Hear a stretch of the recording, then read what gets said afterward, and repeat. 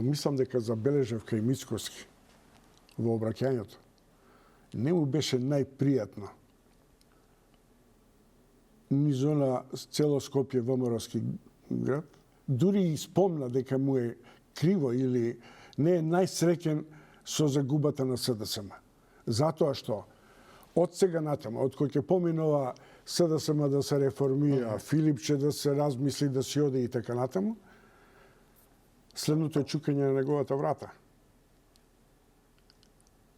Оти сега ќе почне распределбата на влијанието и на финансискиот колач меѓу елитите во ВМРО-ДПМН.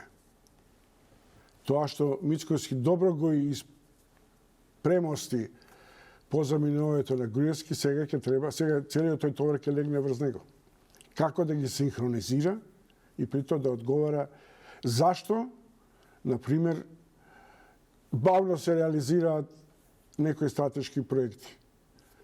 Последниот буџет зборува за намалување на капиталните инвестиции. И реализацијата е 30% година. А реализација не околу 50 за оваа година. Но тоа не е на ниво на сликањето, сега само што не сме го направиле тоа.